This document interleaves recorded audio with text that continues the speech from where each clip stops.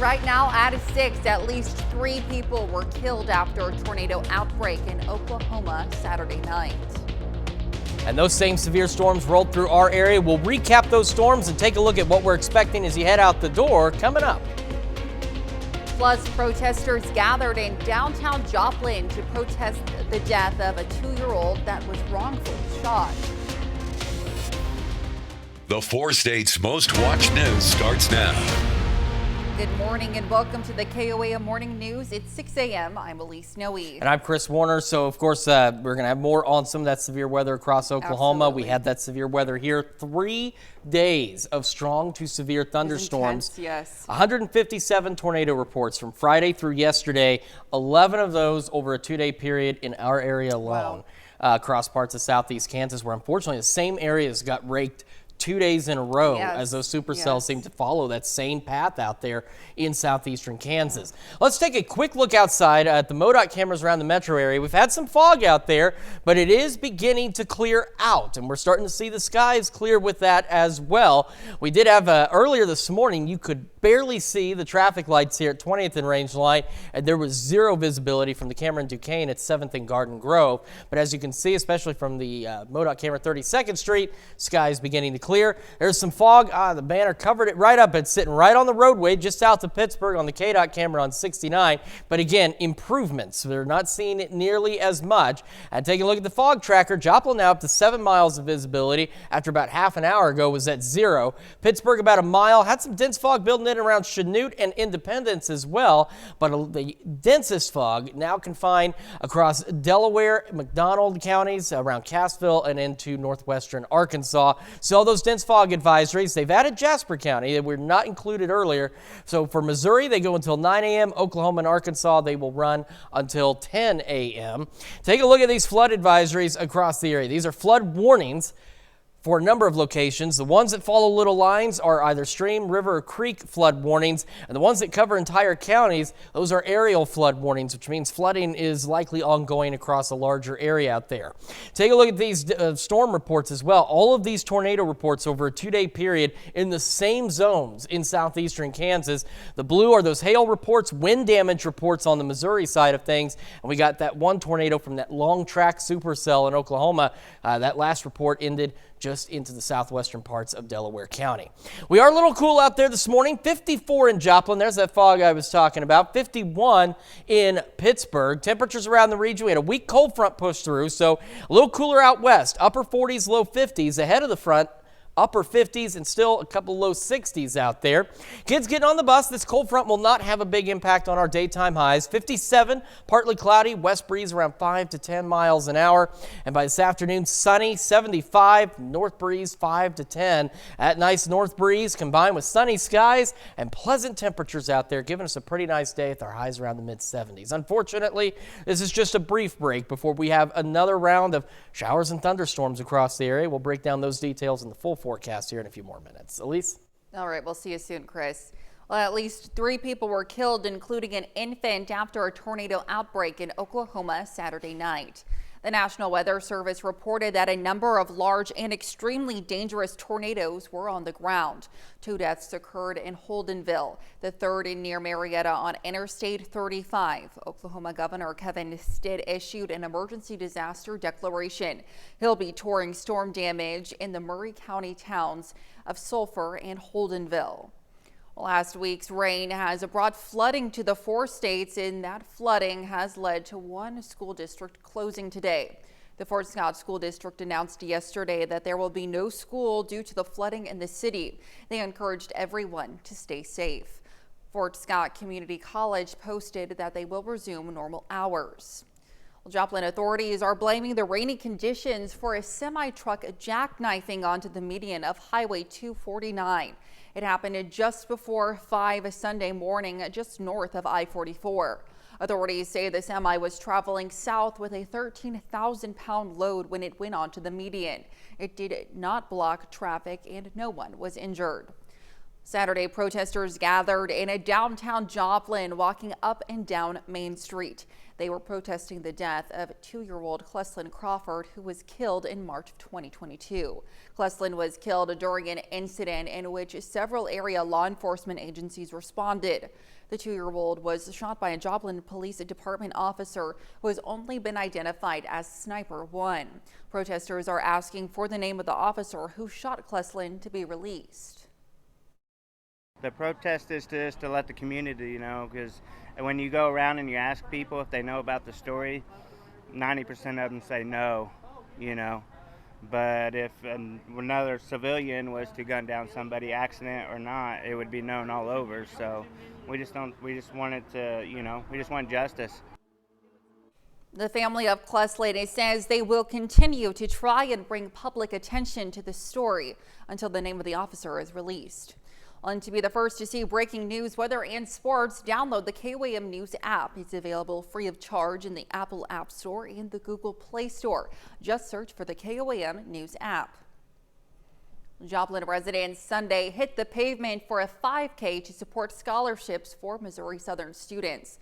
The Run with the Pride 5K was created by Mercy Sports Care to honor Lori Plug, a Mercy employee who passed away from cancer nearly 20 years ago. Now the event is organized by MSSU students majoring sport and recreation management and exercise science, with proceeds benefiting sports medicine students. It's a big deal for me because the students in the class have spent all semester working on it, and it's really cool to see it all come to fruition and be able to see all the hard work that they've put in, and for the students to see that, hey, what we do for class assignments is actually done in the real world. The theme for this year's event was Sport Jersey Run. Women in Joplin Saturday were encouraged to come together for a garden party and support a good cause. KOAM's Samantha Walker has more on how the event allowed women to celebrate each other, all while supporting women in need. 200 women of all ages have come together for a garden party where they're encouraged to wear their best dresses and hats for the occasion. The annual Blooms of Hope event supports women and children at the Washington Family Hope Center in Joplin. It could be a domestic situation, it just could be homelessness, it could be job loss, it could be addiction. There are just a lot of different situations that moms find themselves in. And the great thing about Washington Family is moms can stay with their kids. They're no longer separated. They stay together as a family while mom is getting a plan for her life. The event features curated experiences meant to help women of all ages relax and enjoy themselves. Activities included charcuterie boards, massages, and even shopping at local boutiques. Stores at the event, like the Two of a Kind boutique, donated a portion of their profits to the Washington Family Hope Center. It's very inspirational, especially for us young girls. We like to see all the women come together as a whole and be united as one, supporting each other. Attendees and organizers both say the Blooms of Hope event is a great way for women to support other women. They say it can bring you closer not only to your loved ones, but also your community. For the girls, ladies, and their children and their grandparents and children to get together and raise money for women and families at the Washington Family Hope Center. These women need extra help, and we're here to hopefully give some money for them to get that. Reporting in Joplin, Samantha Walker, KOAM News. This was the 4th year for the Blooms of Hope benefit. Organizers say they plan on continuing it for years to come. And that's a look at this morning's top stories and weather in our first 7 minutes. Coming up on the KOAM Morning News. The government is taking another step to try to mitigate the potential dangers of AI. Plus, pro-Palestine demonstrators are popping up at more and more universities across the U.S. And Chris Warner returns with another look at the Monday forecast. You're watching the KOAM Morning News. We'll be right back. Feels good to be home. Well, topping Nation Watch this morning, lawyers for Sean Diddy Combs are asking a New York court to throw out portions of a civil suit accusing the singer of sexual assault and revenge porn. The lawyers filed a motion on Friday as they released procedural issues with a suit filed last year by Joy Dickerson Neal. She claims Combs drugged her, then sexually assaulted her when she was a college student in 1991. Dickerson Neal appeared in a music video with Combs around the same year. Combs has denied her claims, and he says this story did not happen, and Dickerson Neal is trying to get money from him. The U.S. government is taking another step to try to mitigate the potential dangers of artificial intelligence. The Department of Homeland Security announced Friday the establishment of an AI safety panel. The Artificial Intelligence Safety and Security Board includes 22 members. Leaders from big tech companies like OpenAI, Google, and Microsoft are on that list. The board also includes experts from hardware companies, critical infrastructure operators, local governments, and academia. According to the DHS, the collection of experts will make recommendations on how to protect the country's critical services from AI based on attacks. They will also provide guidance on how to safely deploy AI in various fields. Pro-Palestine demonstrations are popping up at more and more universities across the U.S. That's leading to dialogue, arrest, closures, and at least one faculty revolt. Now schools are under even more pressure to respond to the protest. Amy Kiley reports their commencements are almost here.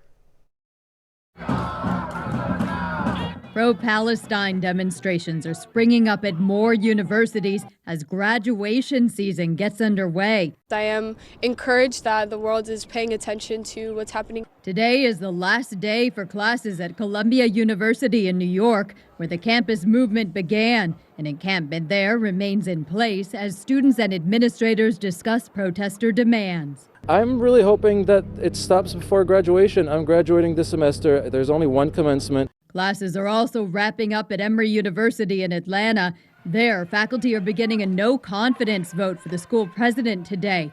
It's over the police crackdown on protests last week. We talked about how the people who are dying in Gaza right now, the tens of thousands of men, women, mothers, fathers, and children are being displaced. The UCLA official reports incidents of violence between pro-Israel and pro-Palestine demonstrators yesterday. They were cussing at us, saying terrible things. We've seen it historically that when the students decide to unite, that the people will rally behind them. UCLA's commencement is set for June. Unlike the University of Southern California nearby, its main ceremony next week is already canceled. They were expecting about 65,000 people on campus, and they just did not feel that it was going to be safe. I'm Amy Kiley reporting. California State Polytechnic University's Humboldt, Kansas is now fully remote for the rest of the school year. And that's a look at some of today's top national stories. Here's Chris with a look at your forecast. Yeah, we've got calmer conditions out there. Clouds beginning to clear and the fog will begin to clear as well. Cold front pushing through, and it fired off a few thunder showers early this morning, but those died off as they pushed off to the south and to the east. Our camera 7th and range line looking a lot better. You can see a lot better out there as the fog continues to lift and the skies remain relatively clear. As we head through the rest of today, the skies will continue to clear. We're looking at highs into the mid to upper 70s with a nice north breeze at about 5 to 10 miles an hour. However, this is only a brief pause before we see additional shower and thunderstorm chances in our forecast. We'll break that all down with the full forecast here in just a couple more minutes.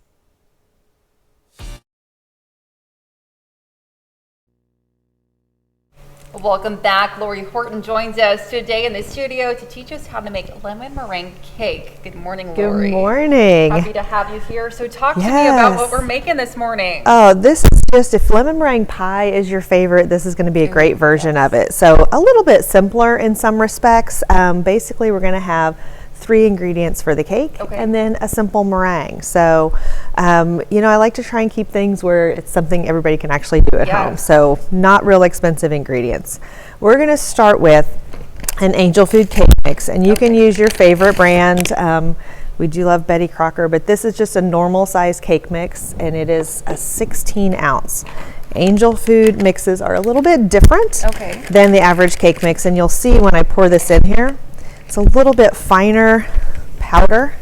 See that fluff come up? Is there an ingredient that makes it more fluffy? The Angel Food has a lot of egg whites in it, so it's going to have those dried whites in there. You can see we've kind of made a fog here. Black shirt may not have been our best choice today, but we're going to start with that. And it's just that whole entire cake mix in there, but we're not going to follow the directions on the box in any way at all. So just that dry mix. Okay, exactly. And to that, we are going to add 1 can of lemon pie filling, and this is really creamy. This is a normal kind of size can on that as well. Okay, yes. And we're going to put that whole can in there and make sure that we get that really well scraped out, because we don't want to miss any of those yummy. It smells good over Doesn't here. it though? Lemon pie filling. It just after the weather we've had this weekend, we're ready for like something summery and, you know, cookout time. Absolutely. So the last thing we're going to add to that is a little bit of lemon zest. Okay. And you can do this with a simple zester. You can do this with kind of a potato peeler, Yes, whatever you have in the house. But a zester works really well, and you of course want to do this before you squeeze the lemon. And just take that off of there, and you'll immediately start to smell the oil I'm getting it over of that. It sort of has that really fresh, clean smell to it. And we'll just take that whole lemon all around there. Okay, yes. A little bit. Be careful with this one if you've got the kids helping. And then one trick when it comes to squeezing a lemon is you want to take that and roll it on the counter just a little bit before you do that. Exactly. You get a lot more juice out of there. So I am not going to try to do that while we're making a mess. We'll do that, you know, off camera, magic of television kind of bit there. But that's all we're adding to this cake, and we're going to mix that really thoroughly. So simple. You'll get about 1/4 cup of juice out of that one lemon. Not a lot more liquid that we're adding to that. And if you don't want to buy a fresh lemon, you can add a little bit of artificial lemon juice to it, whatever you have on hand. It doesn't have to be fresh squeezed. But that's going to take a little bit to get all of that dry mix incorporated. And then we're going to put this into a sprayed 9x13 pan. And we're going to bake that at 350 degrees for about 30 minutes. And I've got this one untopped so you can see it's going to come out pretty light. Wonderful. Okay. Well, stick around. We'll be right back. Live healthier lives.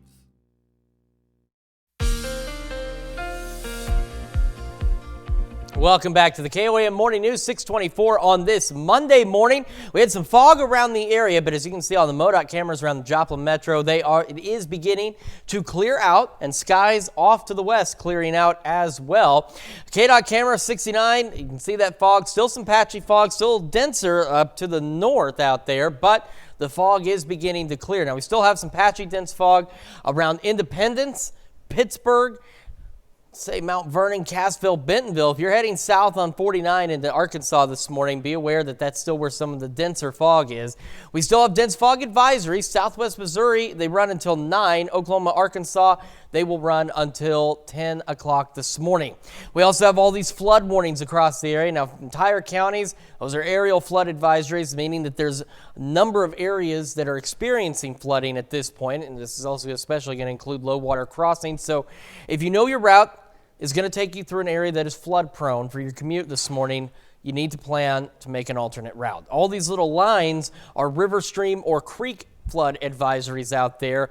So just turn around, don't drown, and remember, again, if your route is going to take you through an area that you know is prone to flooding, maybe an area where you've seen those signs on the side of the road that say impassable during high water, don't even try it, because we have had so much rain across the area. Southwestern Bates County is off the scale on this particular chart because that's upwards of almost a foot of rain in the last 3 days. So you've got to take the flood advisory seriously. It's not like we got 6 inches in a very quick time. We've got locations upwards of a foot of rain, where those supercells trained over southeastern Kansas anywhere from 7 to 10 inches of rain, and even points outside of that, upwards of 5, 6, 7 inches of rain as well. So we got a lot of much needed rain, but we got a little too much in too little time, and that's why we have those flood concerns right now. 54 in Joplin, beginning to clear. This is looking back to the east, so those clouds rolling off with that cold front that pushed through this morning. That cold front is now positioned almost right along I-44. Back behind it, it's a little cooler. upper 40s, some low 50s. Ahead of it, though, we're still upper 50s and low 60s out there, and the winds are going to shift out of the north behind this. Now, while it's having an impact on our morning temperatures, this front will not have a significant impact on our afternoon temperatures. Skies will begin to clear through the morning, upper 60s by 11. Highs today, mid-upper 70s, north breeze about 5 to 10, and sunny skies. As we head into the evening hours, sunny skies initially, of course, then just clear skies overnight, and we'll fall back into the mid to upper 50s. And then we have a low to elevated risk for strong to potentially severe thunderstorms tomorrow and Wednesday. I want to show you that real quick here. By about 7 o'clock tomorrow, we're going to see those thunderstorms begin to roll into southeastern Kansas, and these could be strong to severe and maybe some redevelopment in the late overnight hours. And as we head into the very early morning hours on Wednesday, and then by late Wednesday morning into the early afternoon, some additional showers and thunderstorms out there. These will be short-lived, but while they're here, they could be strong, potentially severe. Into the 80s Tuesday and Wednesday, more storms on Thursday. Not a bad Saturday, more showers Sunday, near 90 next Wednesday with more thunderstorm chances. Let's check your forecast. Now here's Elise with Health Watch. All right, thanks, Chris. Well, a study from Duke University finds blood tests pick up knee osteoarthritis at least 8 years before it appears on x-rays. The blood test identifies key biomarkers of the disease long before it causes structural damage to the joint. Osteoarthritis is the most common form of arthritis, affecting around 35 million Americans. Well, new research out of Canada finds those with opioid use disorder were over 15% less likely to receive palliative care compared to other patients. The study also finds they die at younger ages of causes other than drug use. Researchers say as the population of those with opioid use disorder ages, more of them will need palliative care.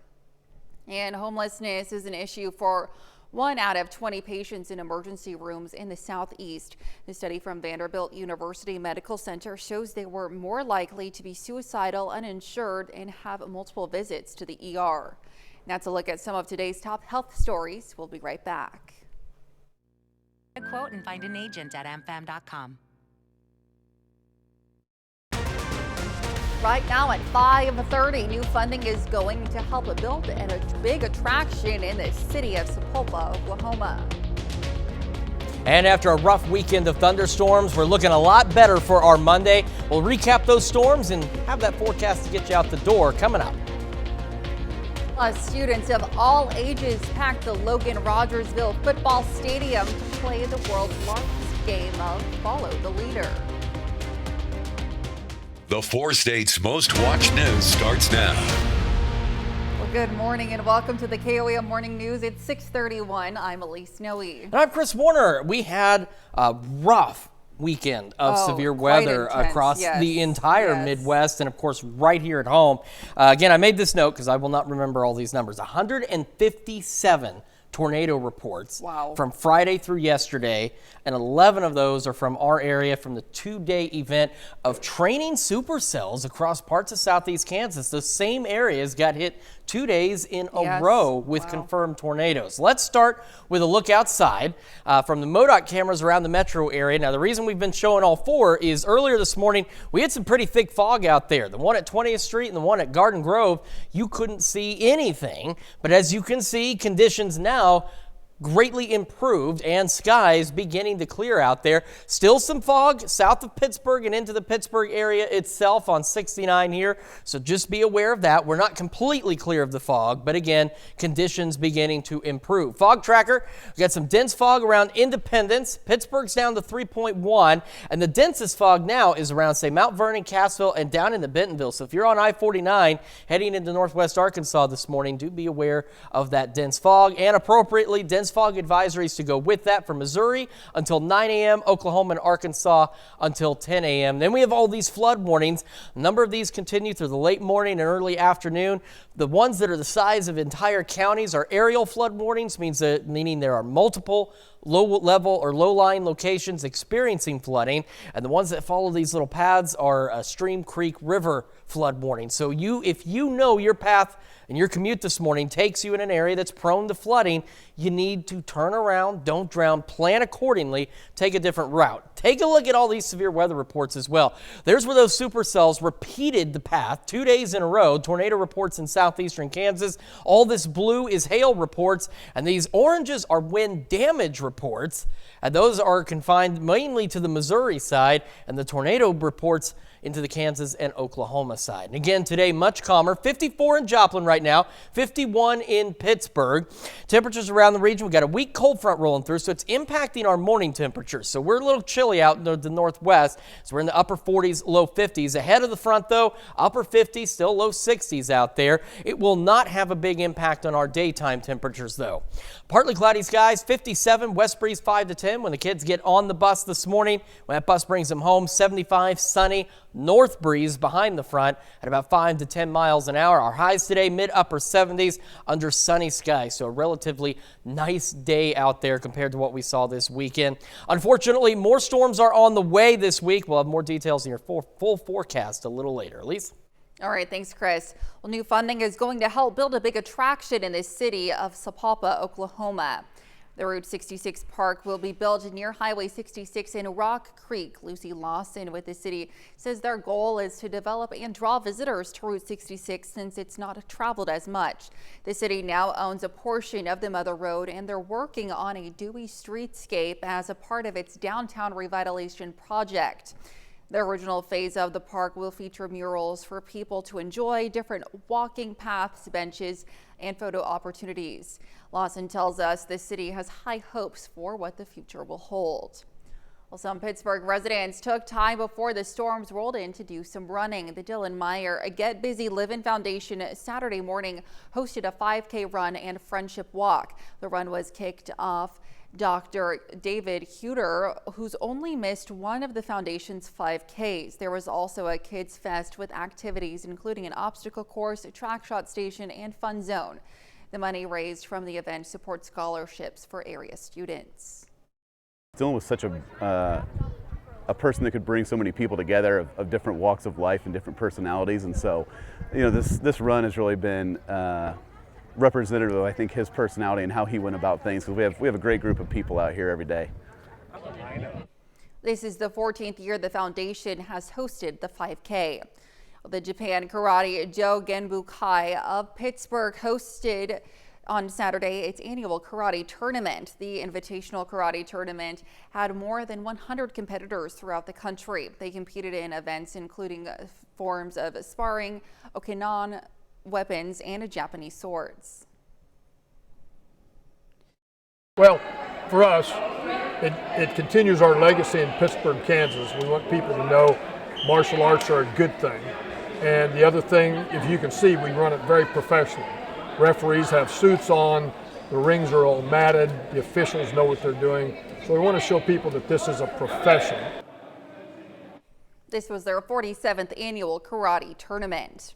Students of all ages from kindergarten all the way up to seniors packed the Logan Rogersville football stadium Saturday morning to play the world's largest game of Follow the Leader. With more than 2,500 participants, organizers are confident they have broken the previous record of 768. This isn't the first time Logan Rogersville has made it into the Guinness Book of World Records. When this year's seniors were kindergartners, they took part in the largest ever game of Duck, Duck, Goose. Members of student council say they consider trying to break that record again. Why break it if we already have it? Let's set another one. And that's where we try to consider the younger kids, what they'd understand. We get to say that we broke 2 records, world records, and so it's really fun. Not many people can say that. As of now, the results of the world record attempt are unofficial. Organizers say it will likely take several months for the record to be certified. And that's a look at our top news stories coming up this half hour on the KOAM Morning News. Technology is constantly evolving, and we'll see a new program designed to help older Americans learn new tech. And we have a nice and sunny day today. We'll have what to expect with Chris Warner in the Skywatch Weather Center. You're watching the KOAM Morning News. We'll be right back.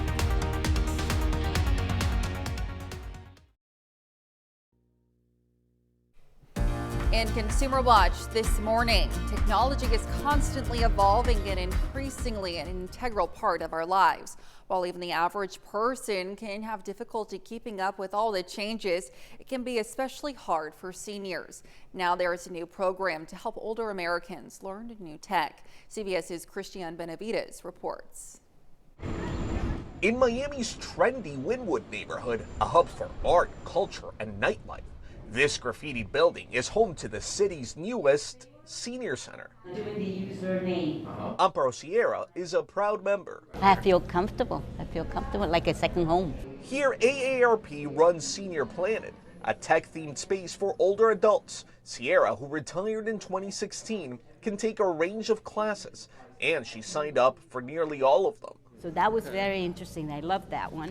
From computer basics to downloading smartphone apps to using social media and even hailing rideshare pickups. They're teaching you new things like how to use Uber. There is no AARP membership required. You just have to be 50 or older to participate. Cesar Mendez is the center's manager. Older adults didn't grow up having technology, so we have a lot of people interested in like the basics of those classes. AARP has Senior Planet locations in New York and Denver, with plans to expand across the country.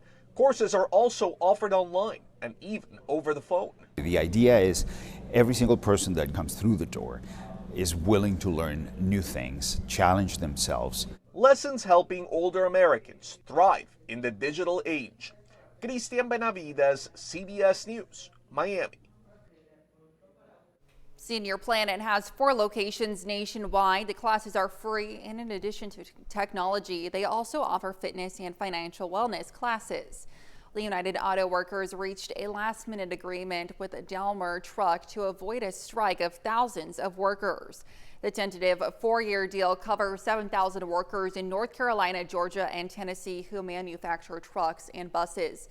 UAW's president says the new contract includes 25% pay increases over the next 4 years and profit sharing. Union members still have to vote to approve the deal. The USDA is settling new limits for salmonella in poultry. When the regulation takes effect next year, salmonella will be considered an adulterant in products like frozen breaded chicken and stuffed raw chicken. If salmonella exceeds certain levels, the chicken products won't be allowed to be sold. Trade groups say it would have limited impact on public health and could cost jobs. A Philadelphia-based bank is the first FDIC-insured bank to fail in 2024. Republic First Bank has its assets seized Friday night, with Fulton Bank taking over its business immediately.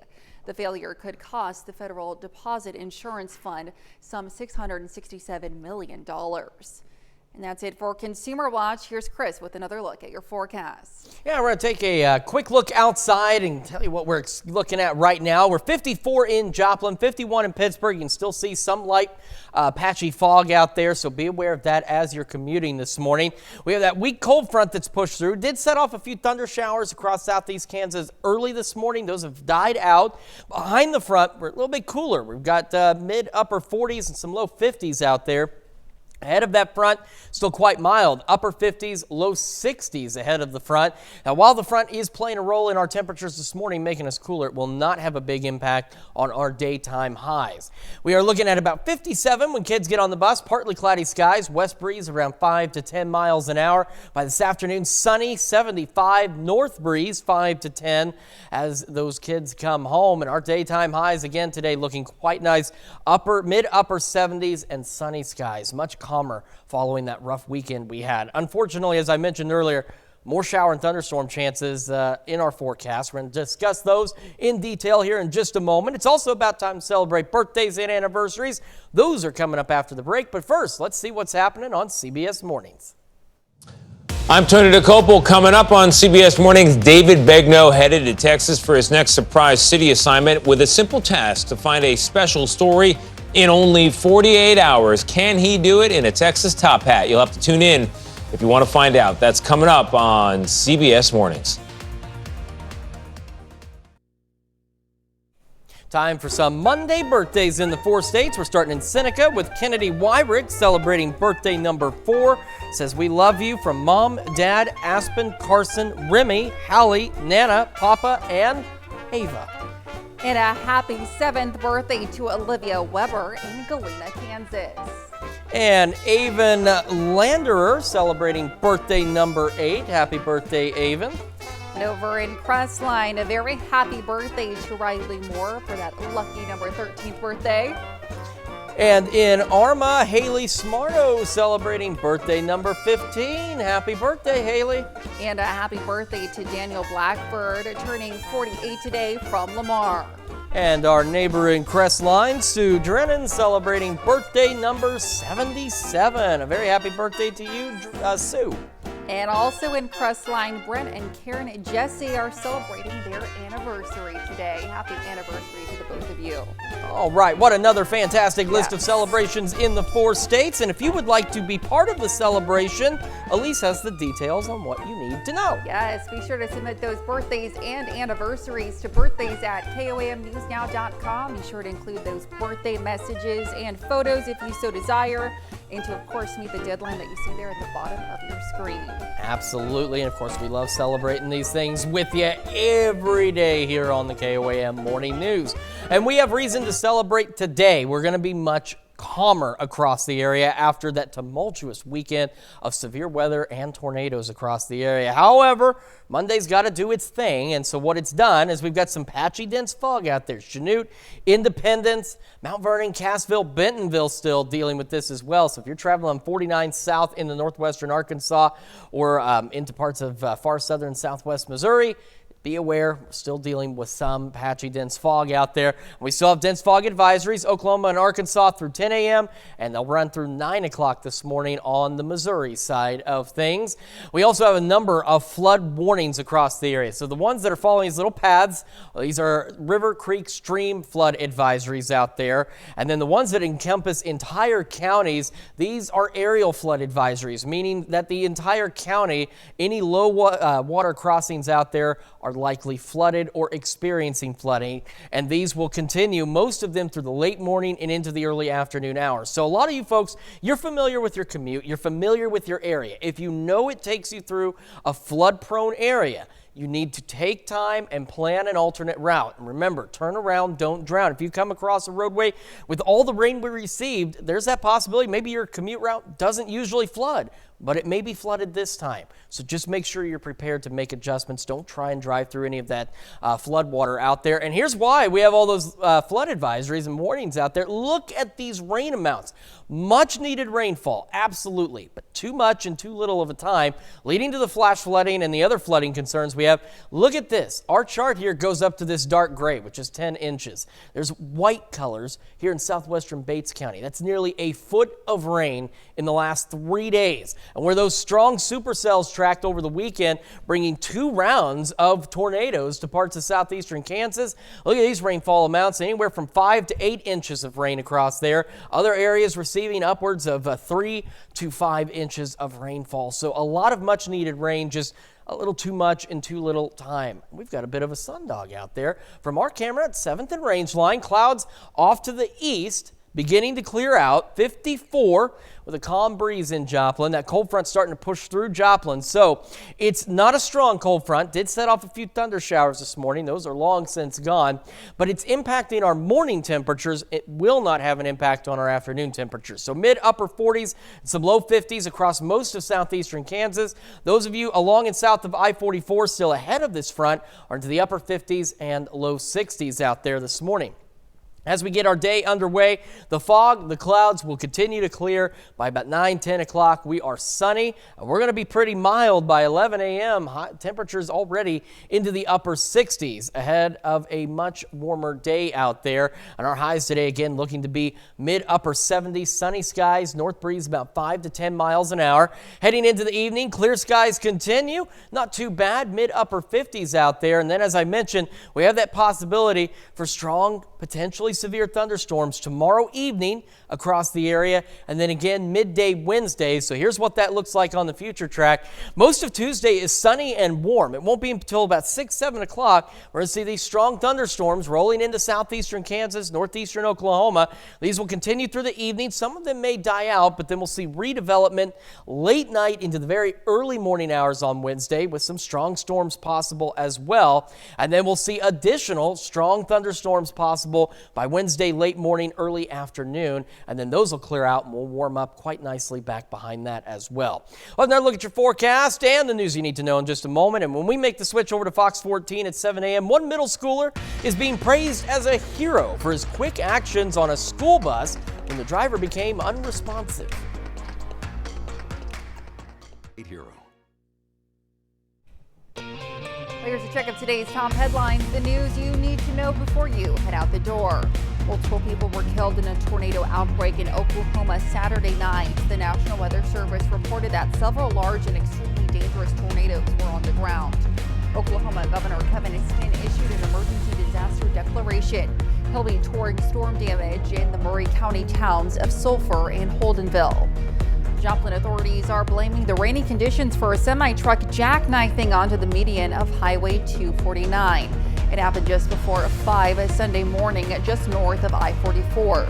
Authorities say the semi was traveling south with a 13,000-pound load when it went onto the median. No one was injured. Protesters gathered in downtown Joplin on Saturday. They were protesting the death of 2-year-old Pleslin Crawford, who was killed in March 2022.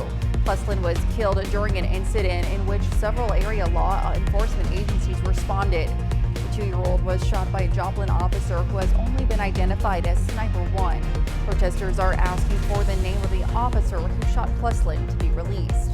And to check up today's top headlines, the news you need to know before you head out the door. Fog out there. Otherwise, we'll begin to clear out. Sunny skies, north breeze 5 to 10, highs in the mid to upper 70s. Clear through the evening and overnight hours, falling back into the mid to upper 50s out there. We do have that possibility of strong, potentially severe thunderstorms tomorrow evening and midday Wednesday. Will otherwise be in the 80s, and actually most of our Tuesday will be sunny. More storms on Thursday, cooler on Friday, warming up near 90 next week with more storms by next Wednesday. Enjoy today. We certainly earned it after we this did. weekend. After this weekend, we did. Absolutely. Well, coming up today at noon, we're making lemon rosemary chicken in the Mr. Food Test Kitchen. And your morning news continues on KOAM with CBS Mornings. Or you can switch on over with us on Fox 14, where your only local morning news continues. This morning, we'll see why some customers who bought Ring security systems might be eligible to receive refunds. Plus, Lori Horton back in the studio to finish making the lemon meringue cake. However, that's going to wrap it up for us for now. We will see you back here tomorrow morning at 5 a.m. And we'll see you today at noon.